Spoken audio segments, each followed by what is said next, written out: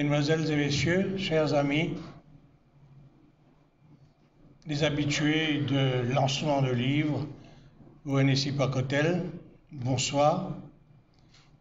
Nous avons le plaisir de vous accueillir cet après-midi pour le lancement du livre de notre ami Jean-Marie Richard, Cachotterie, propos d'outre-geôle.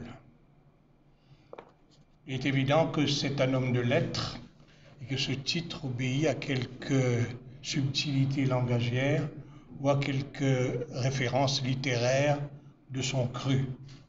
Cachotterie, qu'est-ce qu'il a bien pu nous cacher?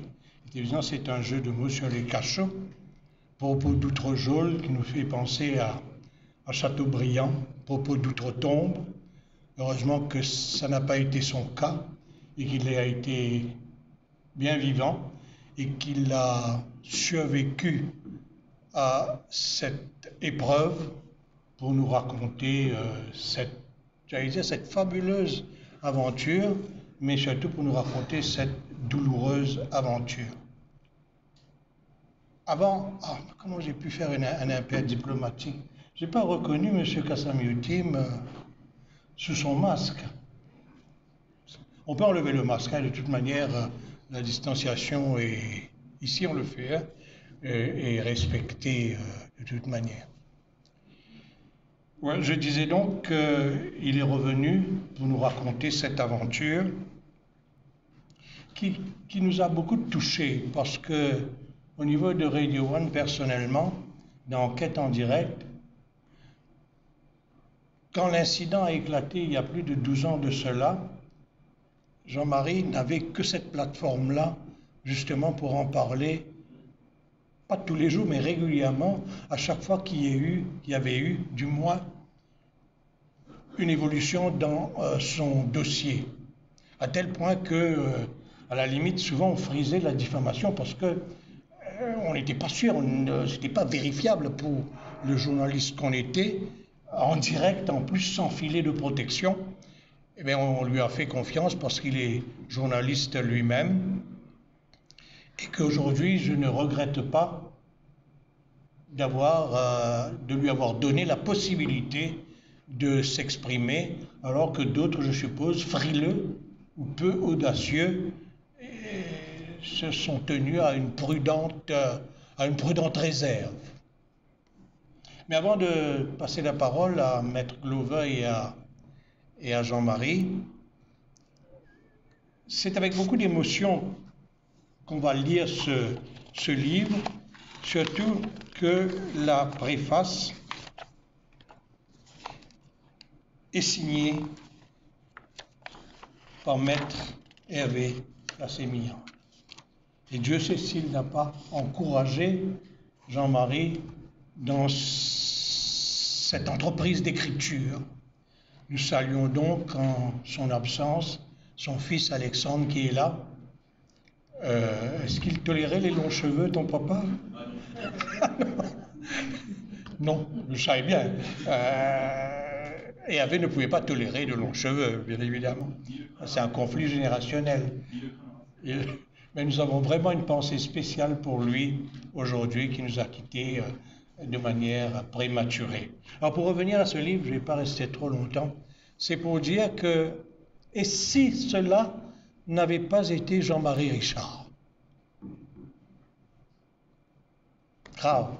C'est-à-dire quand on assiste à un complot, je dis bien complot, je pèse mes mots, un complot de quelques institutions de l'État, c'est-à-dire de la police et de la magistrature, un magistrat en particulier. Je peux en parler, ne croyez pas que je suis courageux, audacieux, il a ramassé une volée de bois vert de la Cour suprême, donc on peut y aller. Comment un magistrat de acabit ait pu donner un verdict aussi partisan, aussi revanchard, et même a poursuivi de son amertume, de son aigreur, la victime qu'il avait tuée en cour intermédiaire, alors qu'il avait été muté au bureau du DPP. Alors quand il y a un complot de cette nature-là, je crois que la démocratie a des raisons de s'en inquiéter. Heureusement, c'était Jean-Marie Richard, homme public, notoire, grande gueule, enfin tout ce que vous voulez, assisté d'avocats de haut vol en la personne de Maître Gavin Glover. Sinon, cette affaire aurait été oubliée carrément. Et puis, on n'aurait pas pu mettre le doigt sur un des dysfonctionnements majeurs de notre société, de nos institutions. Moi, je crois que, citoyen lambda que vous êtes ici, vous avez raison peut-être d'appréhender l'avenir si vous êtes pris dans cet étau-là, dans cet engrenage qui est susceptible de broyer n'importe quel citoyen. Bon, je ne vais pas faire un meeting, mais bien que la tentation soit très grande, je laisse la parole à Maître Gavin Glover, et puis qui a défendu Jean-Marie bec et ongle. On ne va pas faire le CV de Maître Glover, sinon on passerait la journée à lui reprocher comment il va nous faire travailler un jour de congé public le 1er février prochain. Non, vous ne savez pas. Il va vous le dire certainement. Allez, Gavin. Alors, j'ai été un petit peu pris de court par mon ami Finlay, qui m'a demandé de dire quelques mots. Et quand je suis arrivé plus tôt, j'ai eu la chance de m'entretenir avec Alain Gordon-Gentil, et nous regardions Jean-Marie assis en train de dédicacer ses livres. Et j'ai eu la réflexion, je lui disais, tu sais Jean-Marie, depuis que je le connais, depuis très tôt, il n'a jamais fait dans la facilité. Il fallait que ce soit le plus difficile, et je me remémorais l'époque où on était au Saint-Esprit ensemble, où Jean-Marie était le head boy, et que j'étais un peu son lieutenant en Lower Six, et que je bougeais partout avec lui sur sa mignonda qui péniblement déjà l'emmenait. Et je me rappelais que Jean-Marie Richard m'avait dit à cette époque-là, qu'il prenait ses examens de la HSC, qu'il allait répondre à son papier de littérature française en anglais, parce qu'il lui était permis de le faire. Ça vous donne un petit exemple de qui est ce personnage. Either you like him or you don't like him. C'est peut-être la façon la plus facile de décrire Jean-Marie. Il tranche dans le vif, c'est noir ou blanc, le gris, ça ne le connaît pas. Et c'est en fait ce caractère tranchant qui l'a probablement emmené dans les méandres de cette affaire sordide de 12 ans, car c'est son intransigeance vis-à-vis des officiers de la Cour suprême qui ne faisaient pas leur travail correctement qui a malheureusement emmené cet enchaînement de faits qui a voulu qu'il ait passé autant d'années avec sa famille en train de se battre pour la justice. Lorsque nous avions, au début de l'affaire en cour intermédiaire, défendu le procès devant un magistrat qui me disait tout bas qu'il connaissait très bien Frank Richard, qui était son professeur à l'école, mais qui, nonobstant cela, a pris des pages et des pages pour écrire la sentence totalement ridicule qu'il a assénée à Jean-Marie. C'est une des rares fois, sinon la seule fois, où le jugement, lorsque le magistrat décide de la culpabilité de Jean-Marie, est plus court que son jugement sur la sentence. Parce qu'il fallait bien qu'il essaye, tant bien que mal, de venir prouver que les 3 ans qu'il infligea à Jean-Marie étaient mérités, j'ajoute in inverted commas. On a eu des hauts et des bas, des fois où Jean-Marie était là de tout ça et songeait à tout laisser tomber, mais Laurie était là, les enfants étaient là. Ludovic Balancy qui m'a épaulé dans ma tâche en cours intermédiaire et en cours d'appel, était là. Et nous avons réussi à démontrer que les faits que la cour intermédiaire avait prouvés n'étaient évidemment pas prouvés et que le jugement était malheureusement pour notre judiciaire un très mauvais jugement. Je vois Richard qui s'amène. Richard qui a été le premier avocat de Jean-Marie au début de l'affaire. Moi, je me suis joint à l'équipe que quand l'affaire est arrivée en cour intermédiaire. Donc, je pense que Richard aussi a amené sa pierre à l'édifice pour finalement arriver à cette conclusion heureuse pour Jean-Marie et pour sa famille. J'espère que ça n'arrivera à personne d'autre parce que ça a été une épreuve extrêmement dure et osons espérer que ce récit de Jean-Marie trouve sa place sur les tables de nuit de nos juges et de nos magistrats et qu'ils comprennent qu'ils ne sont pas dans leur tour d'ivoire sans comprendre le malheur des citoyens de tous les jours. Merci. Merci Finlay. Je vous salue tous, Planam, à vous tous, et un bon après-midi particulier à notre ami de longue date, l'ancien président de la République, Barikassam Newtim,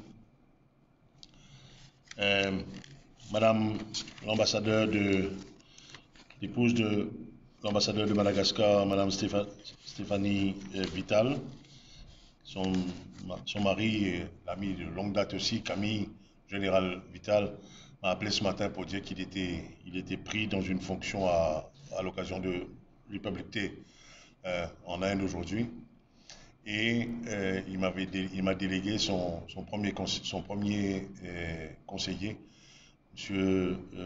Tahir Souj, que je salue cet après-midi, bien sûr, Philippe et tous les amis ce soir. Ce que Gavin a oublié de vous dire tout à l'heure, c'est que tout en répondant effectivement aux examens de littérature française en anglais, j'ai quand même obtenu une distinction dans cette matière.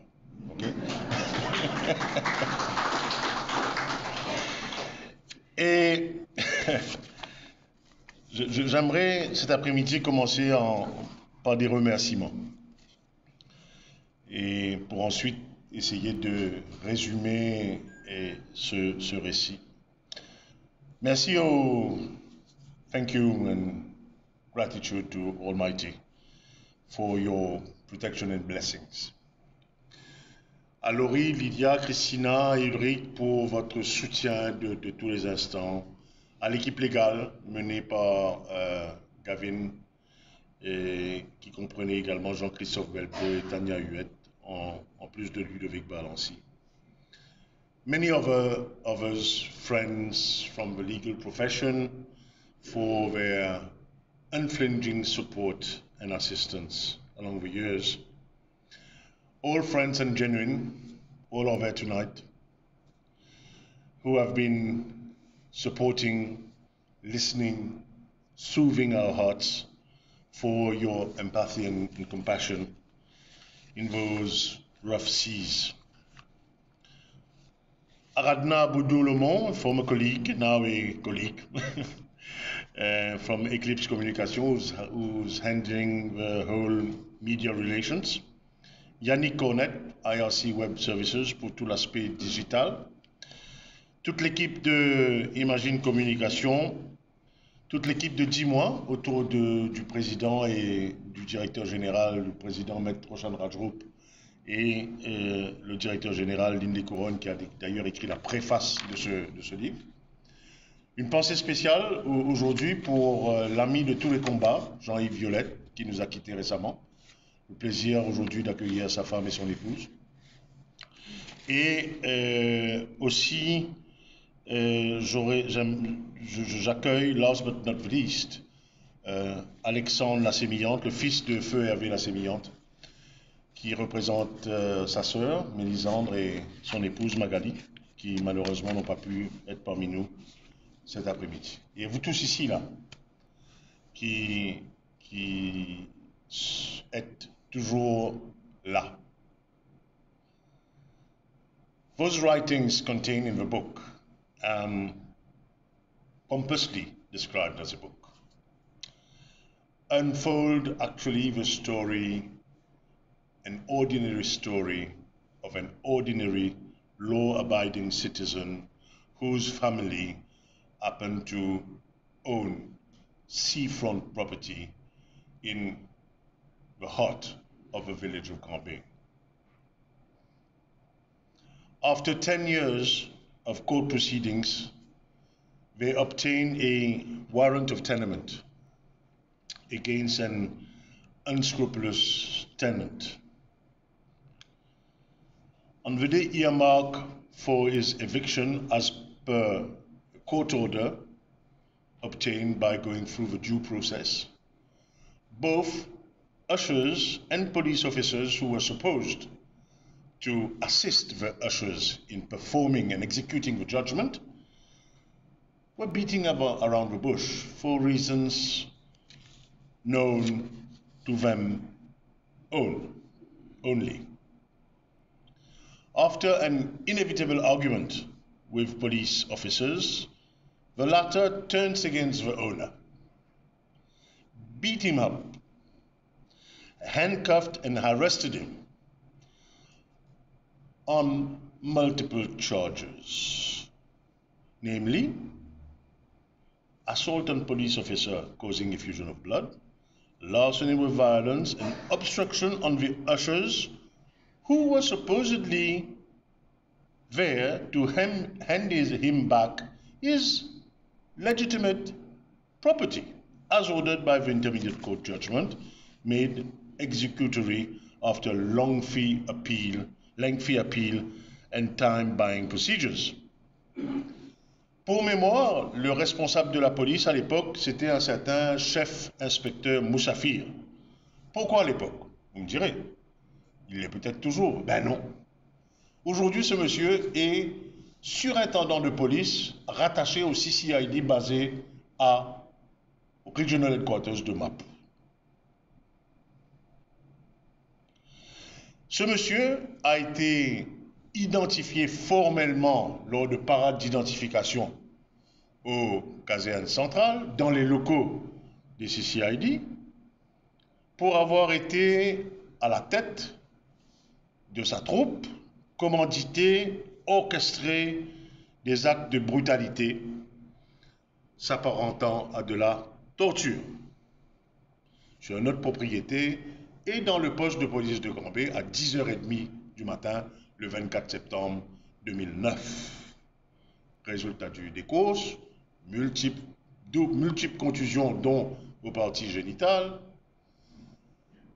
double fracture du crâne à l'orbital gauche, résultat d'un coup de pied balancé à coup de boquille dans la tête et de casque intégral. C'est sur la vidéo qui a filmé toute la scène. Ben, ce monsieur est aujourd'hui promu et surintendant de police à la Northern Division de Mapo. L'affaire a été référée à l'époque au Human Rights Commission qui a pris 5 ou 6 ans avant de statuer et l'a référée au DPP qui depuis 2015 semble avoir été touché par la mouche tsetse et tombé dans un sommeil profond s'apparentant à un coma procédurier. Cette affaire implique aussi à un moment donné, quand ça se prend c'est pris au niveau de la cour intermédiaire, par un magistrat. Ne vous en faites pas, si je ne dis pas les noms là, c'est que c'est dans le récit. Donc, vous saurez qui c'est. Il s'est littéralement incrusté dans cette affaire, alors que je m'étais, comme Gavin l'a rappelé tout à l'heure, présenté devant lui en cour de Maïbo dans une affaire impliquant un officier de police au retour d'un vol sur Rodrigue. Pour rappel, et là je parle sous la gouverne des amis de la profession légale qui sont là aujourd'hui, l'usage et l'éthique dans la pratique de dire le droit et de prendre une affaire requiert que ce monsieur aurait requis que ce monsieur ne prenne pas l'affaire puisque je m'étais déjà présenté devant lui. Et cette mesure, ça se comprend, c'est destiné à protéger l'objectivité et la neutralité, bien sûr, entre guillemets, des magistrats, et ne semble pas avoir interpellé l'individu en question. Il se trouve que cette procédure mensongère, depuis le départ, aura duré 8 ou 9 ans et trouver un allié de poids en ce magistrat siégeant à l'époque à la division criminelle de la Cour intermédiaire. Dans son jugement, il considérera que le témoignage de la locataire, de la secrétaire du locataire indélicat, l'huissier qui était censé venir faire son travail, était relevé de leur qualification de witnesses of truth. Et 4 ans plus tard, donc en septembre 2022, 5 ans plus tard, 21, la Cour d'appel balayera de plusieurs revers cette interprétation pour le moins créative du droit des faits et des témoignages, en disant ceci, point à la ligne: The quality of evidence in the present case is poor and incongruous, ce que n'avait bien sûr pas vu le learned magistrate en cour intermédiaire.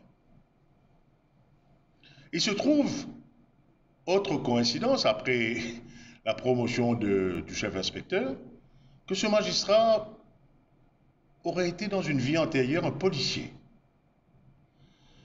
Ce qui pourrait être, deuxième hypothèse, expliquer son sens du jugement à la main lourde d'objectivité et d'équité que tout citoyen, a fortiori tout accusé, est en droit d'attendre d'un auxiliaire de justice.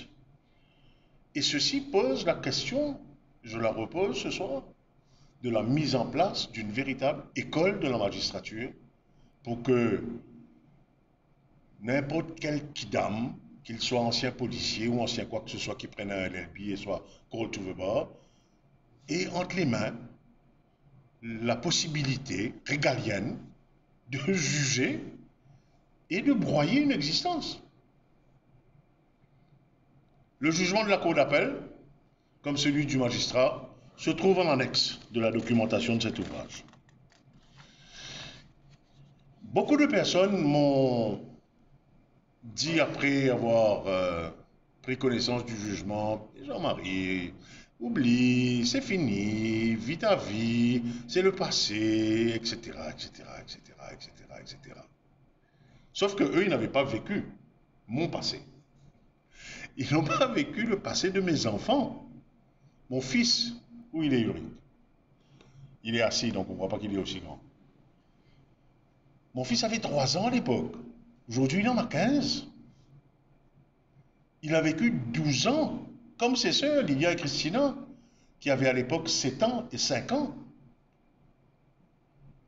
Et qui sont passés par les fourches codines de cette machine infernale. Oui, c'est une machine infernale.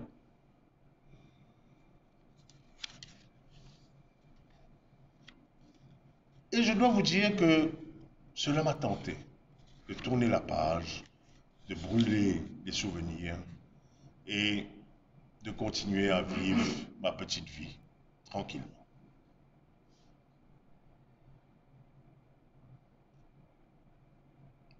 Mais la conscience de la justice, de l'injustice subie, m'a rappelé à l'ordre.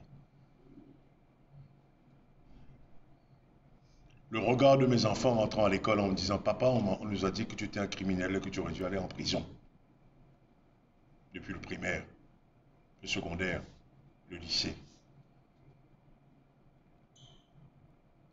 M'a réveillé. Et je me suis mis à écrire. Je ne pouvais pas me taire. Je pensais à l'affolement de Laurie quand j'avais peut-être à la limite d'oublier de me présenter au poste de police de Floréal les mercredis de 6h du matin à 6h du soir. C'est arrivé 1 ou 2 fois. Ça m'a réveillé. Je ne pouvais pas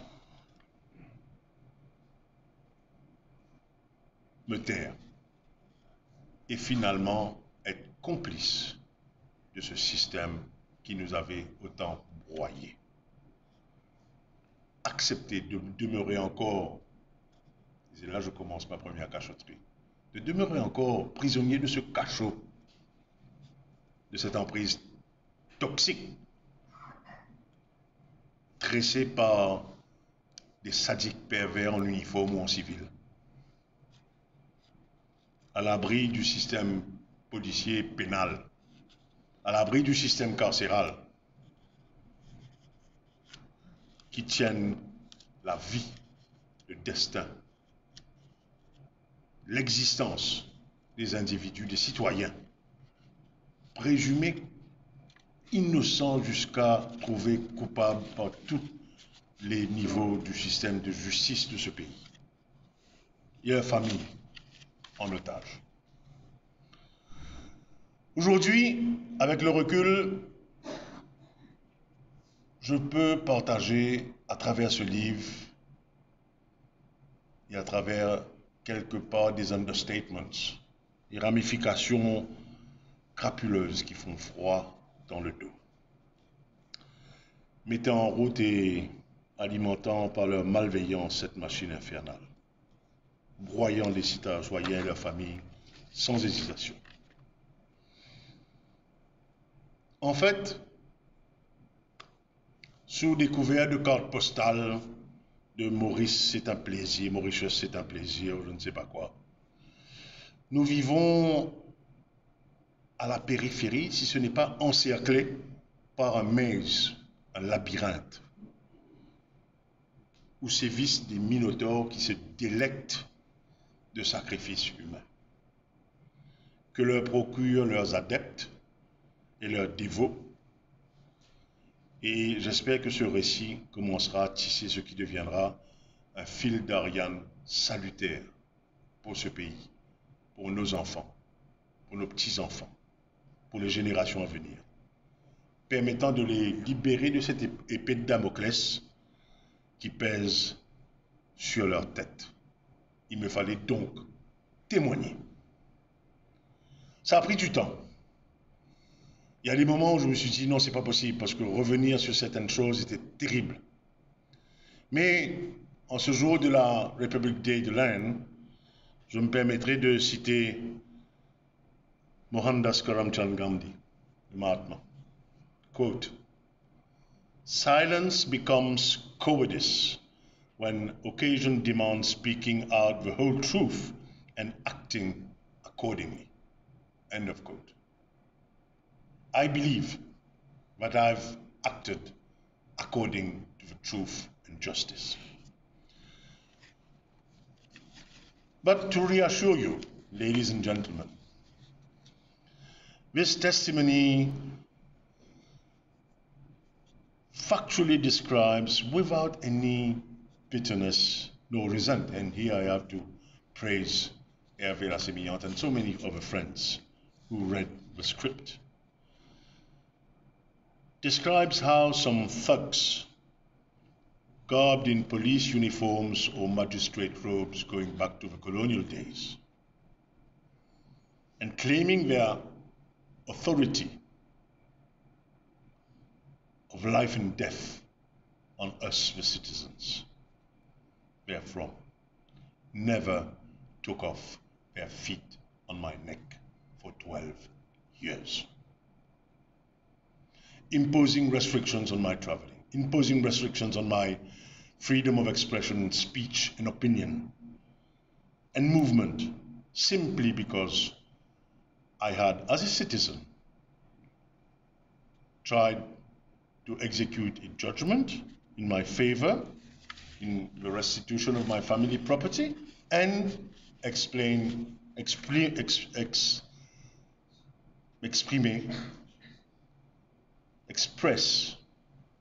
belief in our judicial system. The Mamluks, because, and I think this is an insult to the real Mamluks, did not leave me and my family alone, persisted in their daily harassments during 4,080 long days.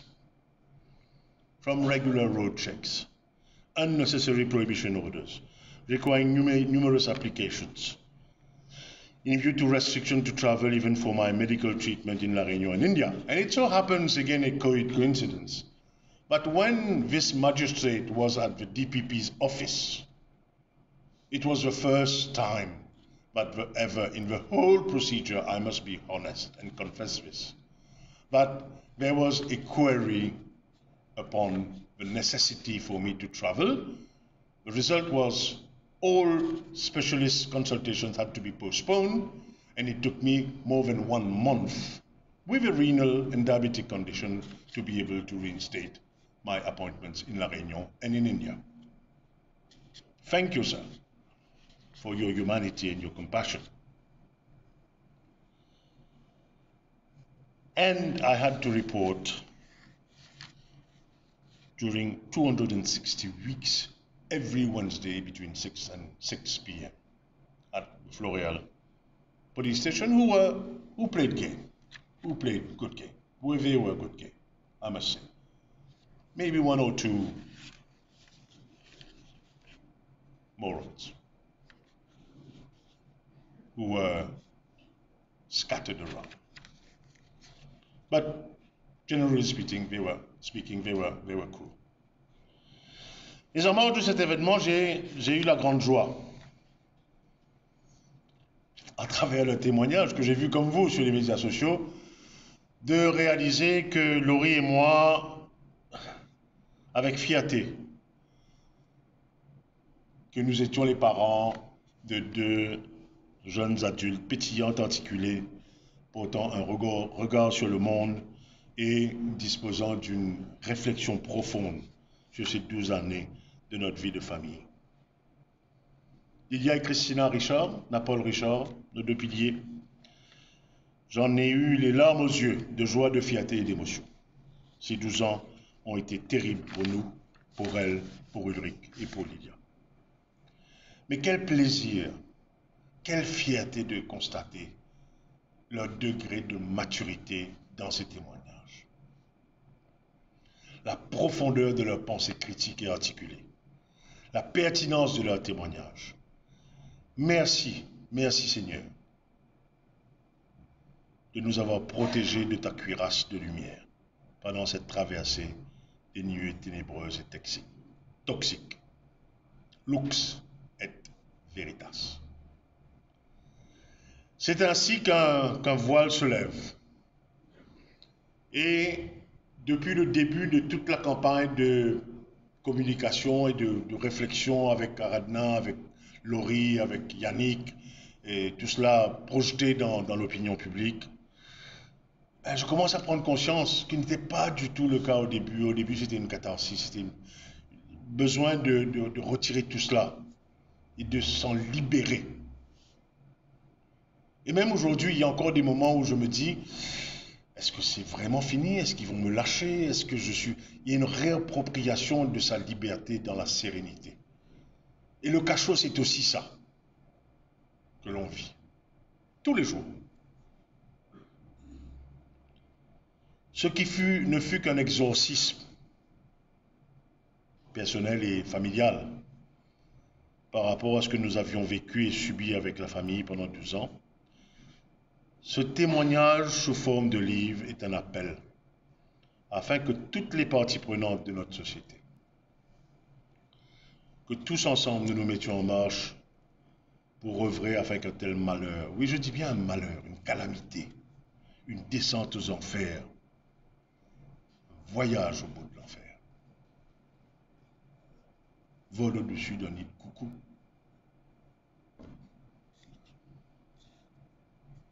Nous sommes abattus qui que ce soit. Nous sommes encerclés. Nous vivons à la périphérie de ce monde parallèle où sévissent des sadiques. Pas tous, certains. Voici la raison d'être de ce témoignage.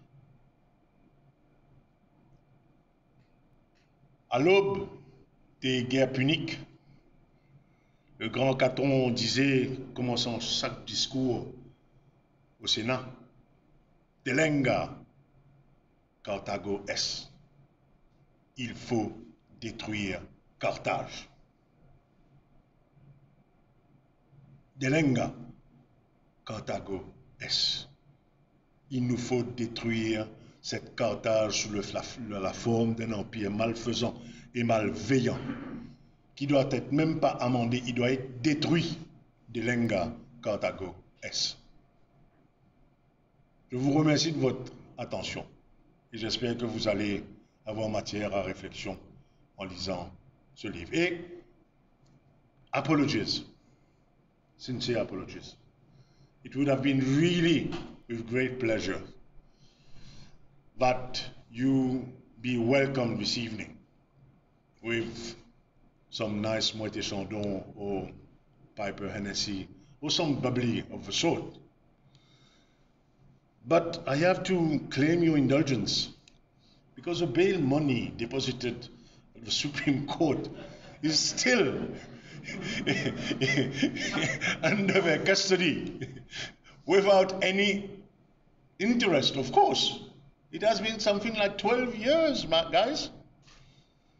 At least une caisse de Piper Hitzek would have been convenient. But thank you to Hennessy Park for enabling me to and my family to host this event in Librairie Petrusmoke. I pledge that once the bail money will be recovered, we will have our party with the bundles. Thank you so much for your attention.